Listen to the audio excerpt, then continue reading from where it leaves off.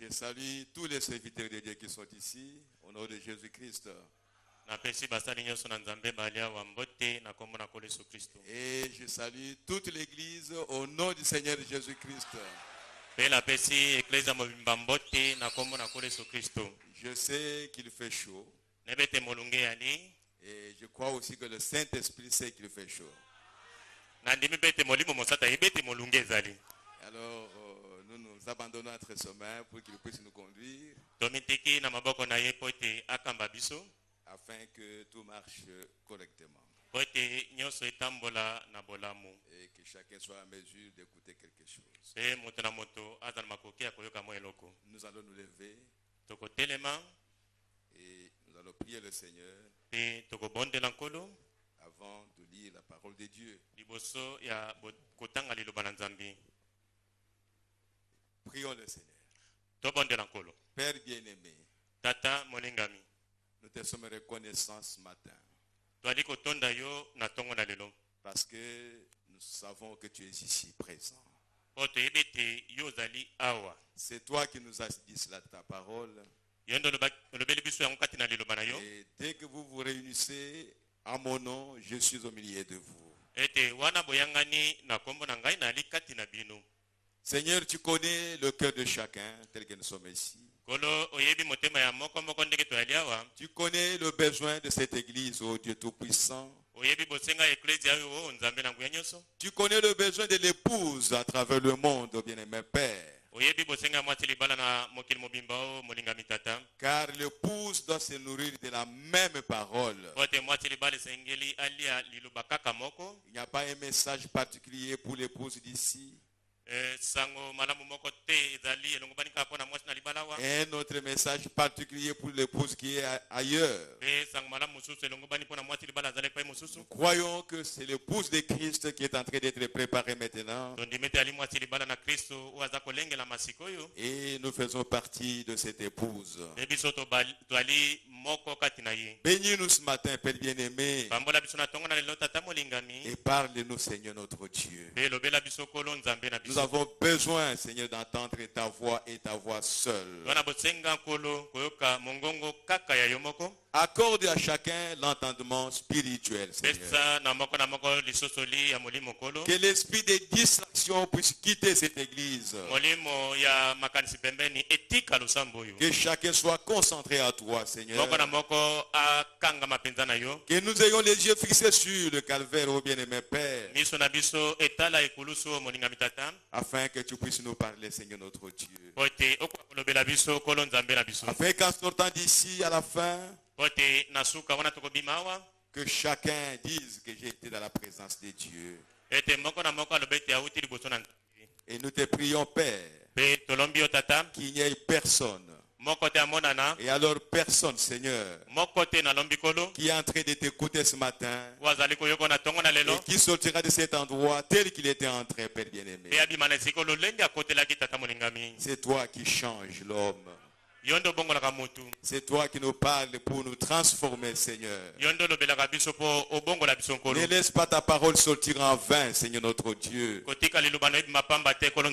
Mais prépare le terrain pour que la semence puisse tomber sur la bonne terre et qu'elle puisse produire des fruits, Seigneur notre Dieu. Bénis la parole que nous allons lire. Où est là, Seigneur notre Dieu? Ôte le prédicateur du chemin, Seigneur. Nous n'avons pas besoin de sa pensée. Nous n'avons pas besoin de sa parole. Il n'a rien à nous communiquer, Seigneur. Nous voulons que toi, notre Père, tu puisses nous parler, Seigneur notre Dieu. Pas l'homme, Seigneur notre Dieu. Nous voulons t'écouter, Seigneur. Car c'est toi qui nous as visités dans ces temps de la fin. Ce n'était pas un homme qui nous a visités, Seigneur. Ainsi, laisse que le même Saint-Esprit qui a parlé à travers William Marion Branham puisse parler maintenant au Dieu. Car les vases sont différents, mais le Saint-Esprit est le même. Nous nous confions en toi, Père, et nous nous attendons à toi. Au nom du Seigneur Jésus-Christ. Amen. Amen. Bien, tel que nous sommes debout, nous allons lire la parole de Dieu. Nous ouvrons nos Bibles dans Ephésiens chapitre 3.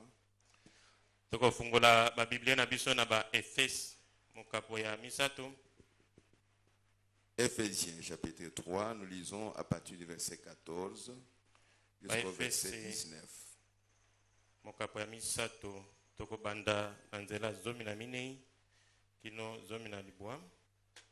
Nous lisons la parole de Dieu. À cause de cela, je fléchis les genoux devant le Père, duquel tire son nom toute famille dans les cieux et sur la terre, afin qu'il vous donne, selon la richesse de sa gloire, d'être puissamment fortifié par son esprit dans l'homme intérieur, en sorte que Christ habite dans vos cœurs par la foi, afin qu'étant enracinés et fondés dans l'amour, vous puissiez comprendre avec tous les saints quelle est la largeur, la longueur, la profondeur et la hauteur, et connaître l'amour de Christ qui surpasse toute connaissance, à sorte que vous soyez remplis jusqu'à toute la plénitude de Dieu. Bonatina oyo nazali kogumba mabongo na ngai liboso na tata oyo mabota nyonso na likolo pe na se mazwi kombo uta na ye bila moko ezali bozwi na kembo na ye ete alendisa nguya katikati na bino na nzela na molimo ete Kristo afanda na mitema na bino na nzela na kondima na bongo awa esili bino kopalanganisa misisa na bino kati na bolingo Eko tongama likolo na yango lokola moboko boyeba kososola esika moko na babula minyoso monene pe molai pe bozindo na bolingo na Kristo. Koyoka yango oyo eleki boyebi penza ete botonda na litondi na Nzambe mobimba. Allons encore dans Colossiens chapitre 1er.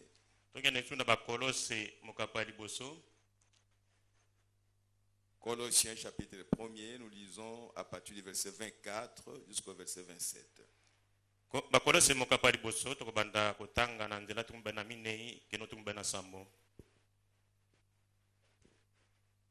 Je me réjouis maintenant dans mes souffrances pour vous, et ce qui manque aux souffrances de Christ, je l'achève à ma chair pour son corps qui est l'Église. Sasa ipi nazali kosepela pona bolonji bozingai na tina na bino. Nazali kotondisa bizangeli na pasi na Kristo kati na mosuni na ngai pona nzoto na ye yango lingomba. C'est d'elle que j'ai été fait ministre selon la charge que Dieu m'a donnée auprès de vous, afin que j'annonçasse pleinement la parole de Dieu, le mystère caché de tout temps et dans tous les âges, mais révélé maintenant à ses saints, à qui Dieu a voulu faire connaître quelle est la glorieuse richesse de ces mystères parmi les païens, savoir Christ en vous, l'espérance de la gloire. Nasili kokoma mosaleli na eklesia Nzambe apesi ngai lotomo na koyebisa bino polele liloba na Nzambe. Liloba yango ezali likambo libomba makikalakala na miso na mabota nyonso nde sasa ipi limonani epai na babulami na ye. Nzambe alingaki koyebisa bango motindo na misolo na kembo na libombami oyo kati na bapagano. Libombami yango ezali ete Kristo kati na bino elikia na kembo. Que le Seigneur bénisse sa parole au nom du Seigneur Jésus-Christ. Vous pouvez vous asseoir là où vous êtes. Et que ceux qui sont debout, restez debout si vous n'avez pas l'occasion de vous asseoir. Et notre bien-aimé pasteur Albert Kitissa de Boteka vous a salué au nom du Seigneur Jésus-Christ.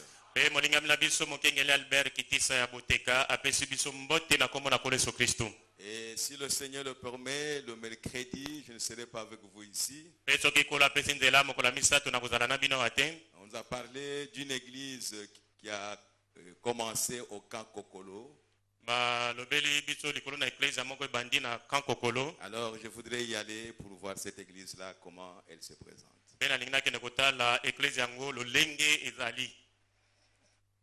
Bien. Nous voulons maintenant parler des affaires de notre Père. Je voudrais vous donner un petit conseil avant de commencer. Que chacun de vous se dise: ce que Dieu a préparé pour moi, je veux le recevoir dans 5 minutes pendant que le pasteur a te parlé.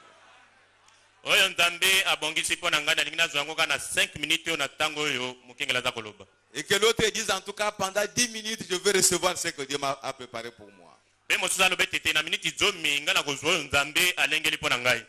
Si vous recevez et que vous voulez dormir, alors dormez, il n'y a pas de problème. Mais tant que vous ne l'avez pas encore reçu, restez éveillé, continuez jusqu'à la fin.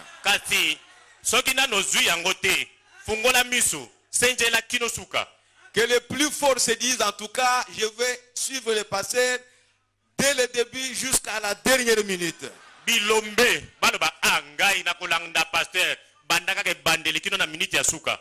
Ce matin, nous allons parler d'un petit sujet qui est petit mais qui est grand et qui est profond.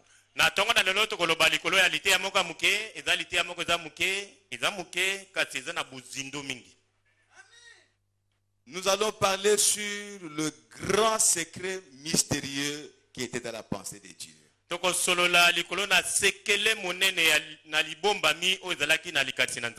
Le secret qui a toujours été en Dieu depuis qu'il est Dieu.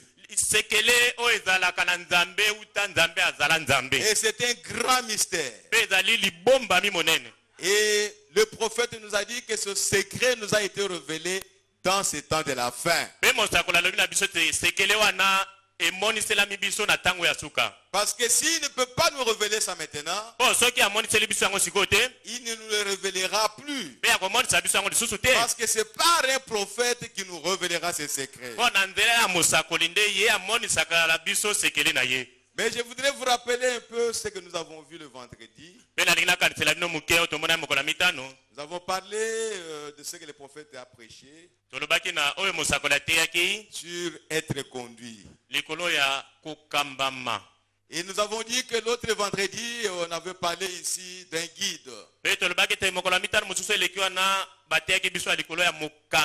Dieu lui-même, il est Dieu parce qu'il conduit. Et il a le désir de conduire.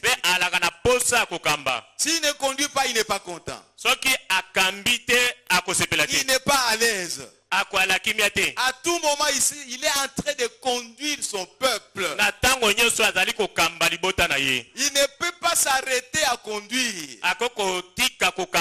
Si vous ne voulez pas être conduit par Dieu, il va conduire les bêtes des champs.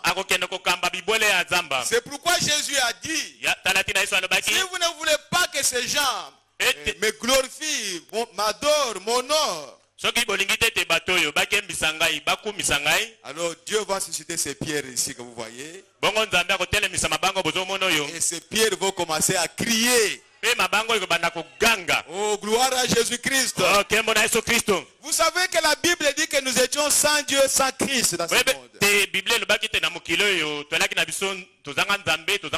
Et que le peuple juif nous considérait comme des gens, des chiens, si vous voulez bien. Dieu ne nous connaissait pas. Nous étions vraiment perdus. Mais Dieu a dit, si vous ne voulez pas que les Juifs m'adorent, je vais susciter les pierres pour m'adorer. Les gens que vous appelez les gens des nations, des gentils, ils vont m'adorer. Et aujourd'hui, ceux qui adorent Dieu dans les nations sont plus nombreux que les Juifs.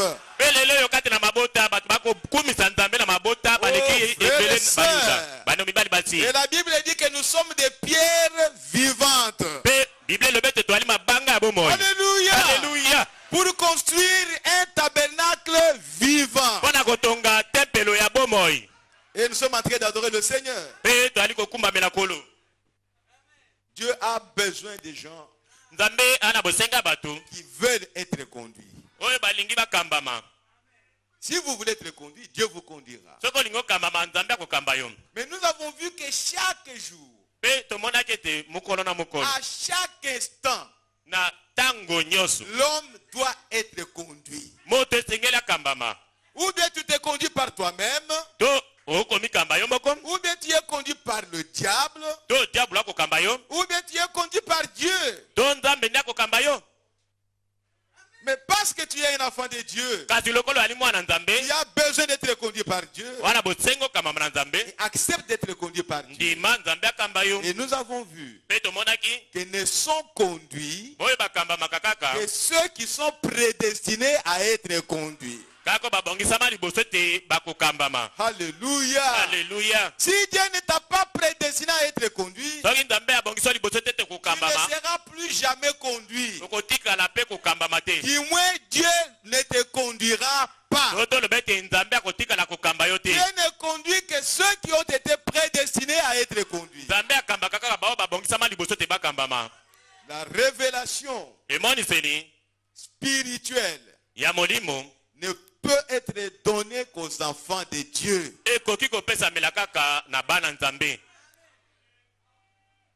La semence de Caïn ne peut jamais recevoir la révélation spirituelle. Elle n'a pas de part à cette révélation. Mais elle peut adorer Dieu. Elle peut chanter. Elle peut louer Dieu. Elle peut dire que Dieu existe. Mais jamais Dieu ne lui parlera. Dieu ne fait même pas attention à elle. Parce que pour Dieu, c'est comme s'il n'existait pas. C'est pourquoi il est dit qu'Abraham, notre père, considérait tout ce qui est contraire à la parole de Dieu comme n'existant pas. Et vous, comment vous considérez les choses qui sont contraires à la parole de Dieu? Vous, comment vous considérez les choses qui sont contraires à la parole? Que cela existe? Non. Les choses qui sont contraires à la parole. Même une femme mal habillée, c'est contraire à la parole. Elle n'existe pas. Ni la regarde même pas. Elle n'existe pas. C'est contraire à la parole de Dieu. Frère, si nous suivions la parole, si nous voyons les choses selon la vision de Dieu, il n'y aurait même pas de problème au milieu de nous. Quelqu'un qui commence à sortir de la parole, il disparaît. Il n'existe pas. À moins que Dieu lui fasse grâce et qu'il t'envoie pour aller le chercher dans les ténèbres. Mais alors va le chercher dans les ténèbres. Mais s'il n'est pas dans la lumière, je ne le vois pas. Je ne le vois pas. Et je ne parlerai pas des choses qui sont dans les ténèbres. Je ne parle que des choses qui sont dans la lumière. Alléluia. Alléluia. Parce que moi-même je suis la lumière. Qu'est-ce que j'ai à faire avec les ténèbres? Qu'est-ce que vous avez à faire avec les ténèbres? Vous êtes les enfants de la lumière. Parlez des choses qui sont dans la lumière. Alléluia. Gloire à Jésus-Christ. Laissez les ténèbres loin de vous. Vous êtes dans la lumière. Demeurez dans la lumière. Si vous voyez les ténèbres qui commencent à entrer dans la lumière, alors allumez votre lumière. Oh frères et sœurs, au cours de la semaine, il y a ces chœurs ou ces cantiques qui me revenaient.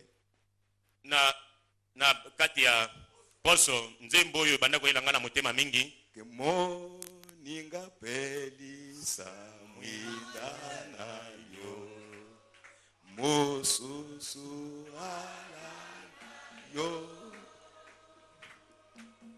moninga pelisa mwidana yo mosusu. Écoutez maintenant ce qui m'est arrivé. Au lieu maintenant de chanter Moninga Pelisa Mwindana yo, parle à toi-même. Kalumbu Pelisa Mwindana yo, Mosengo Alanda yo, Kalumbu Pelisa Mwindana yo, Baruti Alanda yo, Alanda yo, Putunamo, Nazele Kende Kimobi Kisi, O Mosendo Pelisa Mwindana yo, Landu Alanda yo. Alléluia. Gloire à Jésus-Christ. Mon frère et ma soeur, Pelisa Mwindana yo, allume ta lumière, que ton frère te suive. Même s'il est dans les ténèbres, qu'il voit ta lumière et te suive. Oh my, alléluia. Alléluia. Oh, gloire à Jésus-Christ. Oh, que Dieu soit béni, mes frères et sœurs. Nous sommes presque à la fin. Le Seigneur Jésus revient bientôt. Frères, débarrassez-vous de tout ce qui est du monde et suivez la lumière du soir. Soyez le fruit de la lumière du soir et acceptez d'être conduit par le Seigneur. Et nous avons lu dans la prédication Christ est le mystère de Dieu révélé. Au paragraphe 332. Il dit que c'est le Saint-Esprit seul qui est le révélateur de la révélation divine de Christ.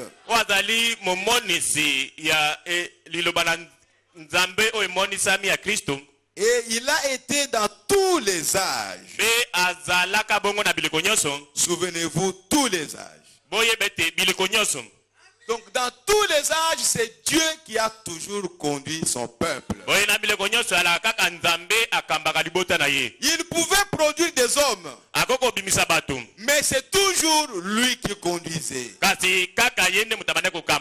que Moïse était le conducteur du peuple d'Israël, mais en fait ce n'était pas Moïse qui conduisait. Moïse lui-même ne connaissait pas le chemin. Il n'a jamais été à Canaan. Il était né en Égypte. Il ne connaissait pas le désert. Il ne connaissait pas le chemin. Mais la colonne de feu était là pour conduire le peuple d'Israël. Cette colonne de feu que vous voyez, elle est là pour vous conduire. Elle est la parole ointe. Alléluia. Frères et sœurs, ouvrons les yeux pour voir la présence de Dieu. Dieu n'est pas en train de travailler pour rien ou pour nous faire plaisir. Il nous attire à la parole. Il nous montre le chemin à suivre. Amen. Amen. Ainsi nous devons accepter d'être conduits par le Saint-Esprit. Et au paragraphe 335, il dit, c'est le seul moyen par lequel vous le reconnaîtrez aujourd'hui.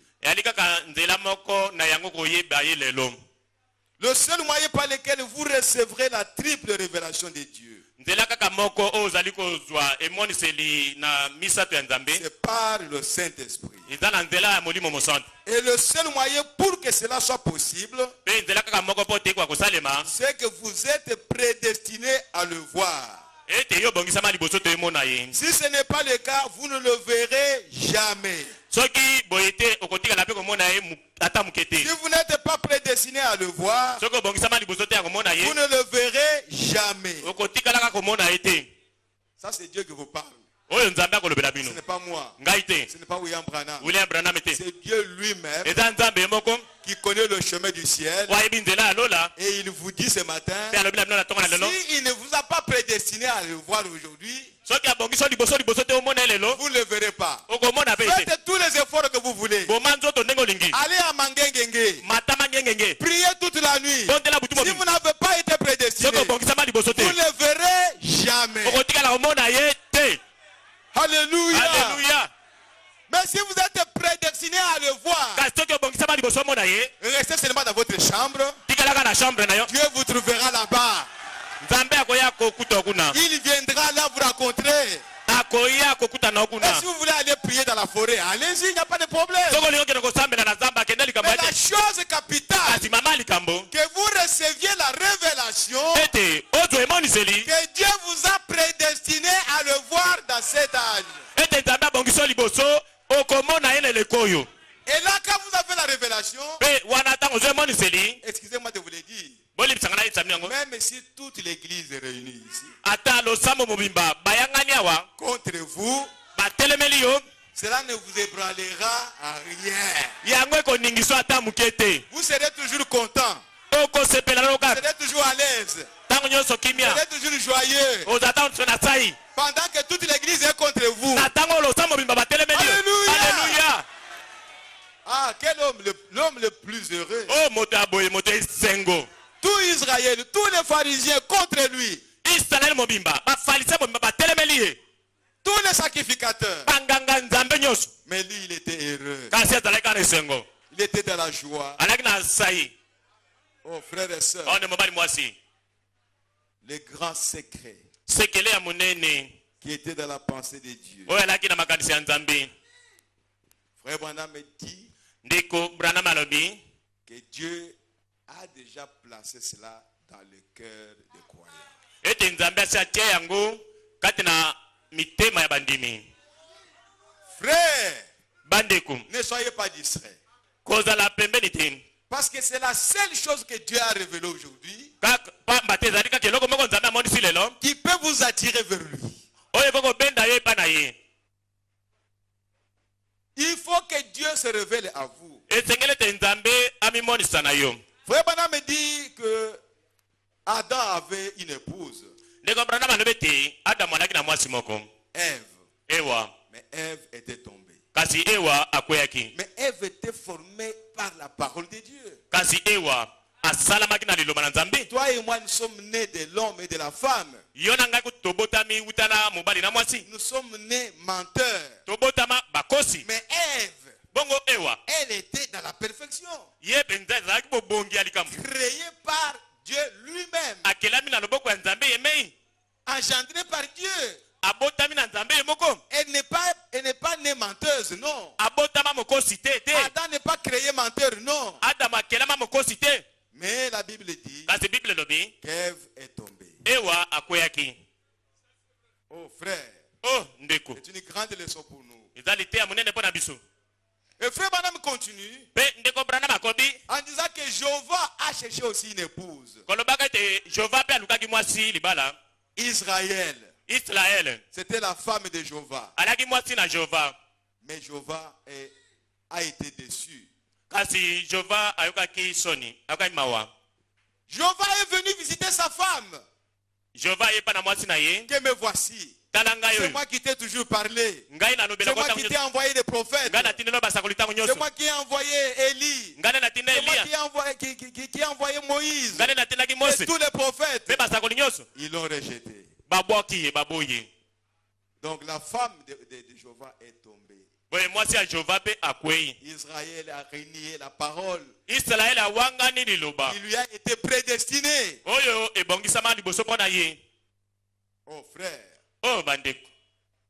Et Jésus-Christ est venu. Lui aussi a une épouse. Et cette épouse a été manifestée le jour de la Pentecôte. Une épouse parfaite. Tous ceux qui étaient dans la chambre haute étaient tous remplis du Saint-Esprit. Quand ils sont sortis de la chambre haute, remplis du Saint-Esprit. Alléluia. Alléluia. La perfection. Une église sans ride ni rien de semblable. Elle est née le jour de la Pentecôte. Tous les 120 personnes remplies du Saint-Esprit. Et les femmes et les hommes. Le frère Branham me dit, cette église glorieuse est tombée au concile de Nicée. Oh frères et sœurs, Satan ne pouvait pas influencer ces gens-là. Jamais. Ceux qui ont reçu le Saint-Esprit. Non. Le seul moyen qu'il a trouvé, c'est d'introduire ses propres pions. C'est d'introduire ces gens dans la parole de Dieu. C'est d'introduire ces gens dans l'église. Alors par ces gens, à travers ces gens,